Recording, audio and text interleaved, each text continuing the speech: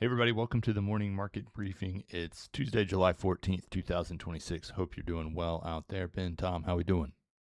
Feeling good, feeling strong. All right. Big day. Big day, lots going on. Let's jump in with inflation fears. Trump now proposing a 20% fee on the Hormuz traffic as he reinstitutes the blockade. Listen to a little bit of commentary on there. There seems to be a decent amount of uncertainty on how this would actually be done, how it would be applied. Interestingly, seems like more people wondering how it's going to get done than wondering if he can do it. But you think of the apparatus in which you would have to, I guess, board ships and see what they have and value it and slap a fee on it and collect it and all of that.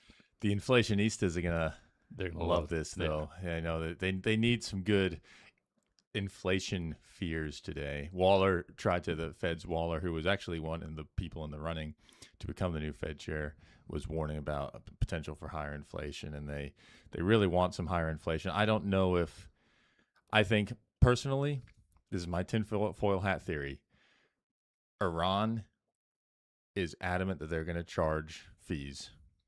Trump understands that. He also understands that he doesn't have the cards. This is how he gets the leverage, is that he says, we're going to charge a 20% fee, and then when they come back in, a couple weeks, well, we negotiated down to 5% fee, and we're going to split it with Iran. Yeah. It kind of makes sense. It's interesting to me that it seems that both sides are now just deploying new tactics with the Strait. Not new. I mean, we've seen them obviously during this conflict. This is not the first time Iran has exercised control over the Strait. It's not the first time Trump's tried the blockade thing. But it seems like, by and large, if you're the world and you're just out here listening, I would argue that, hey, all we're really just seeing out here is just new ways to tax goods. And maybe we should think about that and think this might not be the most sustainable long-term resolution after all. Tom? Because inflation's so bad right now. Yeah, let's talk about it. Man, so I was thinking literally as I was walking down today, I was looking at rates before we walked over here, and I thought, man, maybe I was just completely wrong. The 30-year has risen all the way to a 5.10. I was like, but I feel like inflation is not as high as it has been. I feel like the idea that they're going to hike is not nearly as real as people are saying it is. I mean, yesterday, Chris Waller had an all-time weird interview where he was basically saying, yeah, if inflation is hot tomorrow, we're definitely going to hike. A hike is on the table. The bonds were selling off like crazy. He also said, I'd have to look up the exact quote, but he butchered a classic line, which is, I don't know what obscenity is, but I know it when I see it. And what he literally said was, I don't know what pornography is, but I know it when I see it, which is an actual quote from someone who's on the Federal Reserve. And I was like, I bet you do. Yeah. I bet you do know. That what actually pornography seems quite simple to define. Yeah, I was like, what he meant to say was obscenity. What he did say was pornography. So, Yikes, dude. Yeah, chill out, bro. TK asked me about it. He's like, "Do you see this thing about Chris Waller with the pornography thing?" I was like, I'd actually prefer not to see the pornography. Let me teach you a little bit about the obscenity laws of the middle 1900s when we were trying to determine what is and isn't supposed to be in real society. But rates are crashing at the moment. So CPI was expected. Little tangent there. Who thought that's what we were going to talk about today? So expectation was for month over month to be down 0.1, core to be up 0.2, the year over year to be 3.8, and the core year over year to be 2.8. And I hate to break it to the haters and losers once again, but month over month, core CPI headline number came in negative 0.4%. It's a big negative. Yeah, core CPI month over month came in at a big old goose egg of 0. The headline number is 3.5%, and core CPI year over year came in at a blistering 2.6%. And by the way, the 3.5 on the headline is down from 4.2 last month. Yeah. And I mean, it's pretty much what we thought it would be. I mean, inflation continues, especially on what was the Federal Reserve's choice piece. The core piece is coming down fast, and it's getting very close to 2. Just kind of breaking through the data, though, things that have been sticky and concerning to me in terms of their readings: transportation services down 0.3%, shelter, which continues to run at an annualized rate of 3.3%, which, again, fake news, finally came in with a number that is somewhat reasonable at 0.1, which, if we can hold a number like that, will bring that number very quickly It's going to bring things down quickly. Yeah, because the annualized on 0.1 is going to be 1.2%. Apparel down 0.6. You're seeing a little bit of weakness in both new and used cars coming down. So, I mean, a lot of the things that have been real sticky or worrisome, that's where you're seeing the biggest moves, month over month. And then, of course, energy is cratering, down basically 9.5%, depending on where you look, which should be expected. On a core year over year basis, though, energy is still up 15.7%. So that's still lifting that headline number. I mean, if I look at the core numbers, here's what I have. I have new vehicles up 0.5% year over year. I've used vehicles down 1.8. That's deflation. I have apparel that's still up 3.9, but just deflated 0.6% month over month. I have medical care commodities down 2.1, and it's really just services, and a lot of that has to do with the shelter component, and a lot of it has to do with transportation services, which again deflated in each of the last 2 months. So as I look at this, I'm thinking the path of least resistance for inflation continues to be downward. We've been pretty consistent in that, and if you look at the chart of the CPI, this is what transitory is. This is the definition of transitory. And people are still fixated on, no, if you print money, that's transitory. And printing money creates permanent inflation, and oil shocks are transitory. I mean, I would also, and we got real average weekly earnings numbers. It came in at 0.3%, but last month was revised down to negative 0.5% from 0.4, and then real average hourly earnings year over year up 0.1%, and then also last month revised down 0.1%. So we're not seeing wage growth either, which was a big piece of COVID inflation. Was everybody was seeing wage growth? So checks in the mail. We don't have strong wage pressure on inflation. We do have it on energy, but that's cratering very quickly. And then all of the big sticky pieces are, if they're increasing at a lower rate than they were before, which we're coming up against pretty difficult comps.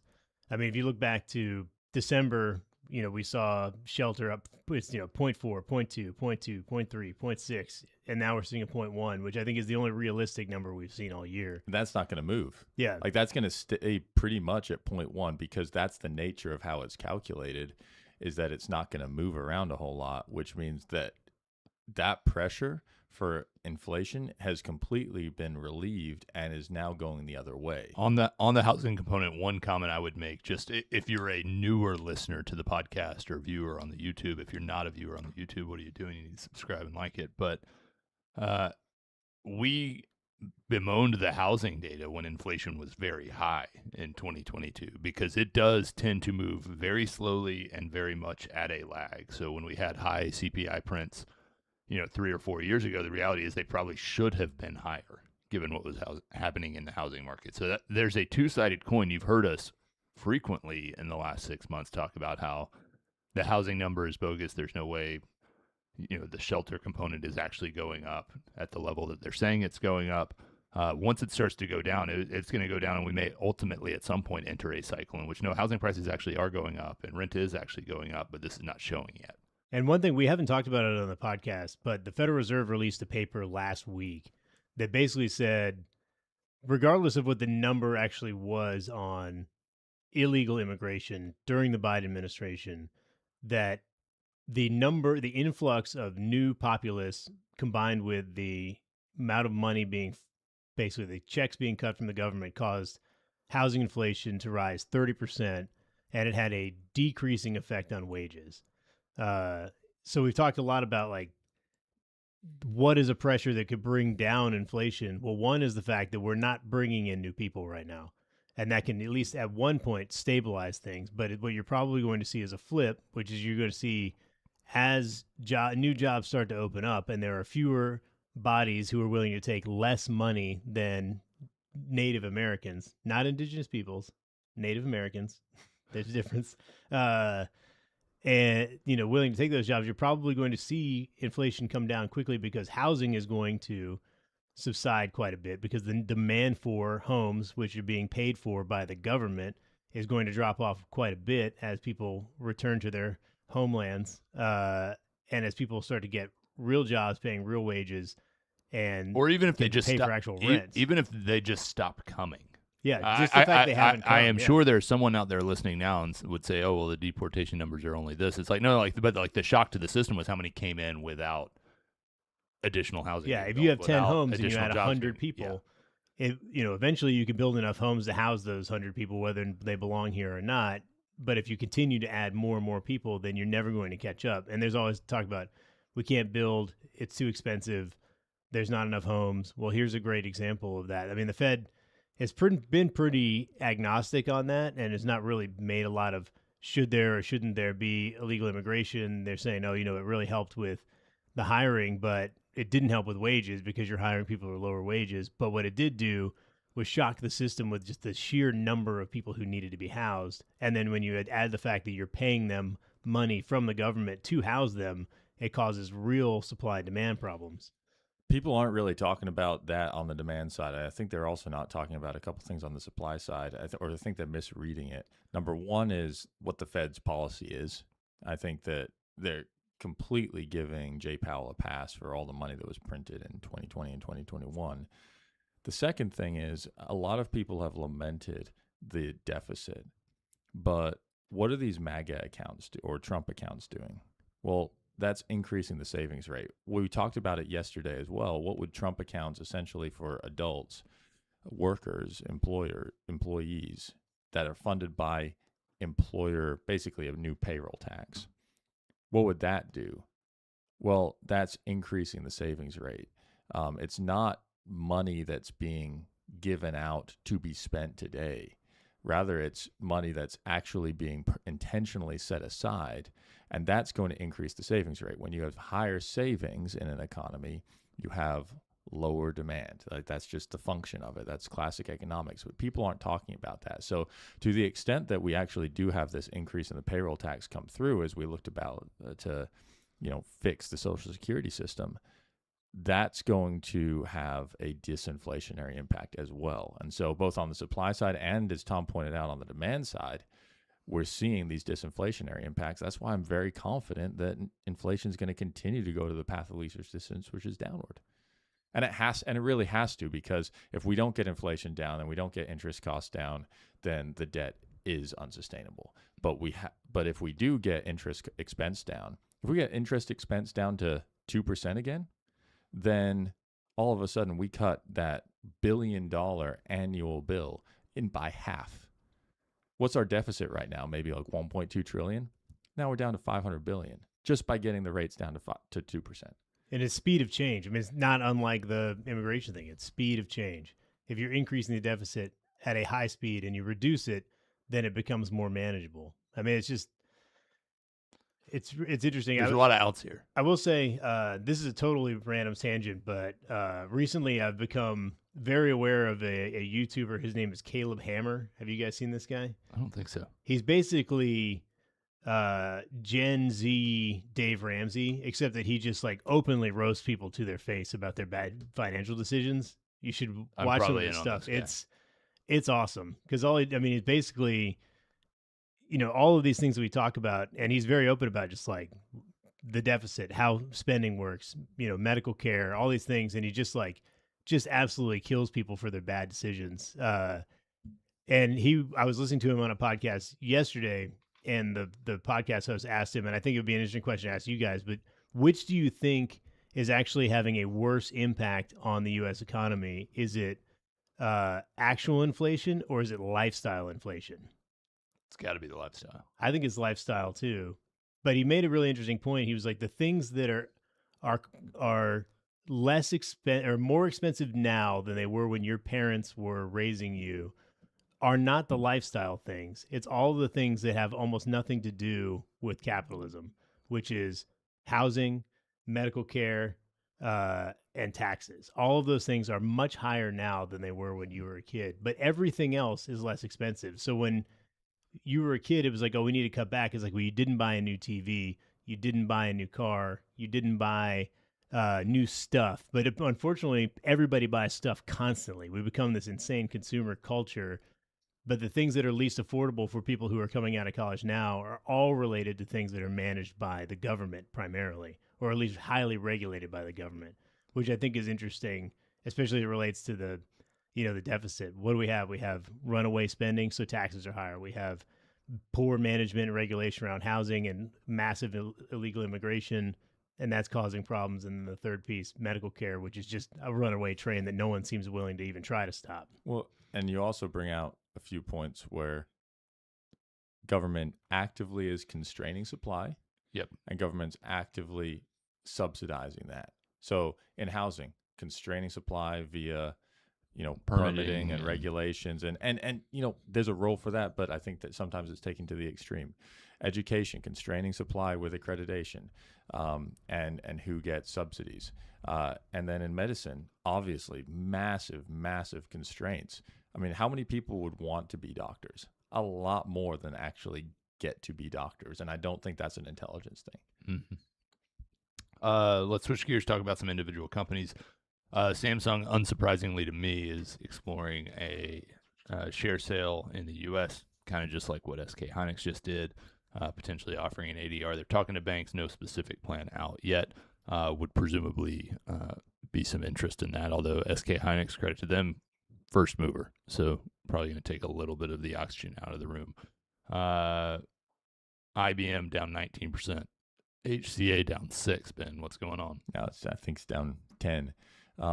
So these companies both report earnings next week, and they're both saying we are terrible and getting this news out early. And I'm interested to see if this is going to be a new trend. Usually we see warnings on the quarter happen like the first week of the quarter, not right before they report. But basically, IBM saying people are reallocating CapEx budgets. IBM, for all of its talk about moving to software and more into quantum computing, first of all, quantum computing is not happening right now, even though IBM says it will. IBM is still a mainframe company, and people are moving their capital budgets from mainframes to AI, and that's really hurting their business, and they're cutting guidance massively. HCA, the big private hospital operator, they're cutting guidance. Essentially what happened is people signed up for the exchanges and the ACAs, and now they're just dipping out. So that's transitioning from ACA to Medicaid, and that's really hurting their business. It's hurting their surgery volumes, and this is going to stick with them. And I don't know how they really necessarily get out of that. And so we've been exiting HCA over the last few weeks because we kind of saw this coming. Yeah. Some other economic read-throughs, Fastenal showing continued improvement, which I think is hopefully a good harbinger for things to come on the manufacturing side, Ben. But we also got small business optimism. How's that looking? Yeah, so I want to talk a little bit about the overall economic growth. I think that there are definitely companies that are doing pretty well right now. Fastenal is one of them. The banks are another group that's doing quite well.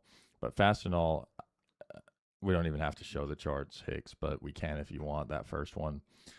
But this is a company that's a harbinger of the manufacturing side, industrial side of the economy, and that continues to accelerate. And the NFIB Small Business Optimism Survey was better than expected again as well. Capital expenditure is not moving a ton, but doing a little bit better. And I think you're seeing a little bit more enthusiasm. You're certainly seeing that from Fastenal. They're talking about on their outlook, they say broader market conditions continue to improve as they did in the first quarter. You see that from the Small Business Survey. I think there's a lot more hope after the wars, I don't know, pretended to be over, I guess. And then there's also a deal, which I think is very relevant because we've talked a lot about, is it going to be nuclear? Is it going to be natural gas that powers these data centers? And SLB is a picks and shovels play. They provide the drilling equipment essentially for natural gas and oil and fracking.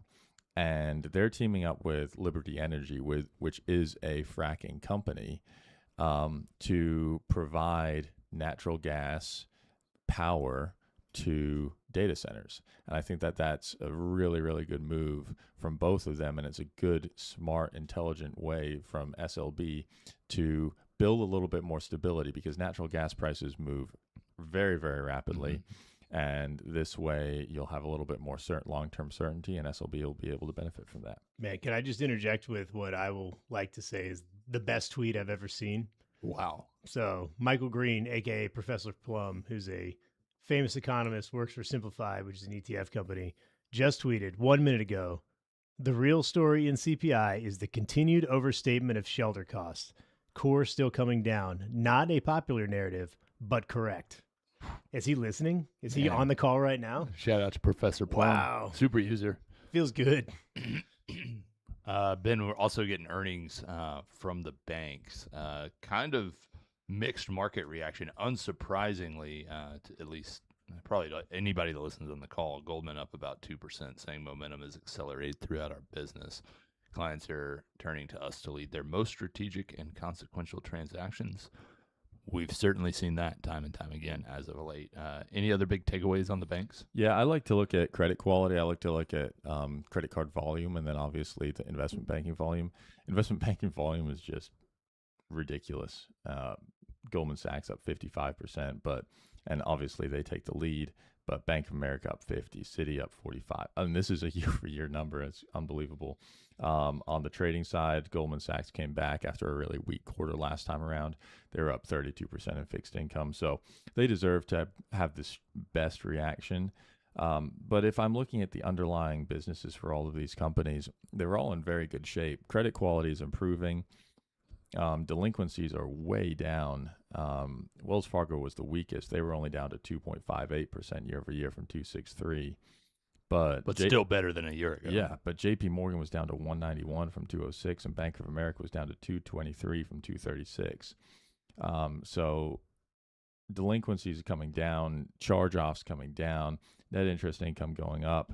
It's all good for the banks right now. I think they're all kind of approaching it relatively cautiously, saying things are good right now, but we want to prepare, and we don't want to. We know this is a volatile business. And so I think that's why you're seeing perhaps the reactions today. They'd also run up into the numbers. But overall, I think very good for the banks, very good for the industrial side of the economy. very bad for anyone who sells to companies a competing product of AI stuff. So IBM getting smashed. Man, Tim Rowe's having to eat a little crow this morning. Man, did you see his, he said, CPI disinflates in like with quotes. With quotes. Yeah, but he put very cool prices in the June CPI across the board. They were cool. I liked them. Core goods declined for the second straight month. Housing was up just 0.12%. Core services ex-housing was negative 0.2%, the lowest since COVID lockdowns. So, you tell me, does that mean we need 5% on the 30-year? Are we running away? Do we need multiple hikes to just rein in this incredible runaway inflation? I'm surprised rates aren't down more than they are. I am. At first, they jumped quite a bit. They've sort of walked back just a touch. We got down to like a 504 on the 30-year, and we're back to a 508, which is shocking to me. It's interesting in markets. I don't know if you guys would agree with this, but sometimes I think markets certainly actually do the opposite of what you think. When it's a fear and greed, and they overreact to scary news. And they think that good news can't possibly be that good. Well, I think that, too, it's a bit of framing, which is like, if I come in here every single day and I'm like, this is the worst scenario, this is the worst market we've ever been in. It's awful. Everything is terrible all the time. And then someone comes in, they're like, hey, markets are up. Your instinct is not going to be to believe that. But that's what we've had for this inflation stuff now for 5-6 straight years, which is that we're all doomed. We're all going to get crushed by inflation. Everything is terrible. Then this number has been coming. We called it last month that was going to be the high water mark, that it couldn't be sustained for that long, especially with oil prices coming down. It shocks me not at all that we came in significantly below expectations on inflation, but people can't believe it. And the biggest piece of that is not even the oil, it's the housing. Yep. And people cannot wrap their minds around that. I always feel like, too, in terms of rate reaction to news, it's a little bit like you host a cookout, you put out a bunch of food. You're like, hey, should we do more burgers, more hot dogs? What's the good mix? Well, if you take a reading of it just immediately, there's somebody that's just hungry, and they probably got a little bit of both. And so you see a little bit of a market reaction, but you'd be foolish to draw an interpretation of that. I always feel like sometimes on this type of news, hey, like, where are we at the end of the day? When I survey the buffet line at the end, what was actually consumed? What was the narrative that the market is actually now taking root in? And it doesn't always happen in the first 30 minutes. Sometimes it takes a little time. Yeah, this is the time when we look at the buffet and we thought, how are there 6 hot dogs but no potato salad? Yeah. I'm waiting till who ate all the potato salad? I'm waiting for that to come out. Yeah. So. Yeah. All right, we'll wrap it up there. Y'all have a great day. Talk to you soon.